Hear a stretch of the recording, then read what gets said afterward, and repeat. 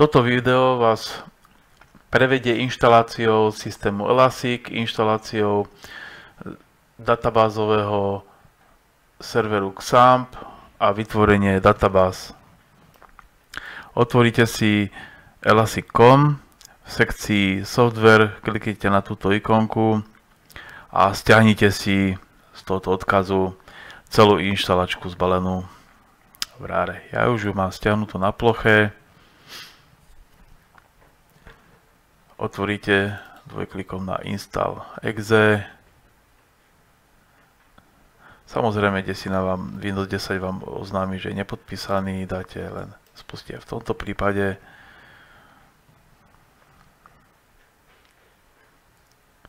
To môžeme už zavrieť. Tento jazyk slúži iba na inštaláciu, nemá nič spoločné s prvým spustením programu, tak nehajte slovenčinu. Sprievod sa inštaláciou, súhlasím s podmienkami, cestu neháte, to neháte, ďalej, vytvoriť zase ďalej a inštalovať. Keď sa nainštaluje systém Elastic, spustí sa automaticky inštalačka XAMPPu.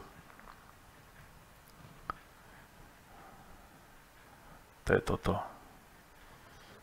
Dáte len Yes, OK a to vlastne vyklikovate len Next. Cestu neháte.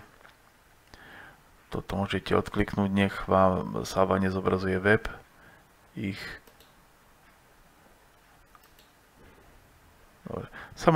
Samotná inštalácia tohto servera trvá 3 až 5 minút.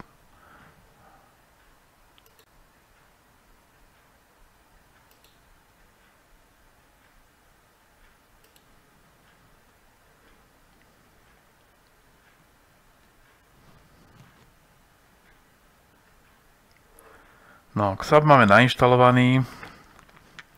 Toto nehajte vykliknuté, aby sa vám XAMPP hneď spustil. Dáte len Finish. Prvýkrát sa vás opýta, v akom chcete jazyku s ním komunikovať. To sa týka servera. Nehajte angličtinu. On sa vám spustí. No, v niektorých prípadoch môže nastať situácia. Spúšťate týmto spôsobom vlastne vedľa MySQL. Kliknite na Start. Ale predtým by ste mali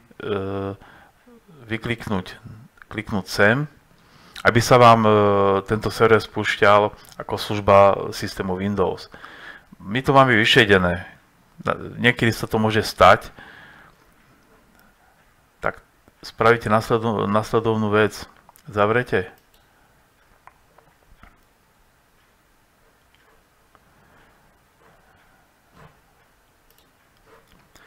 Zavriete XAMPP.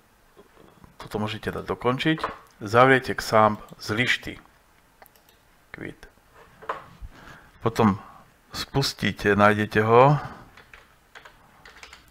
a spustíte ako správca. Ja som naschvál namodeloval. No, teraz je to v poriadku.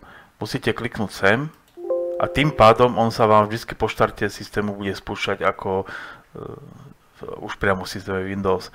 Dáte Yes a teraz kliknite na Štart. A teraz je všetko v poriadku. Už ho len zavrete a vlastne o tento server sa už nemusíte viac starať.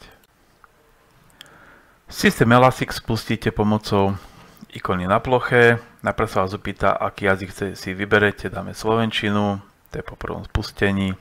Tu vám oznámi, že nemáte databázu vytvorenú. Tu treba vytvoriť kliknutím na túto ikonu.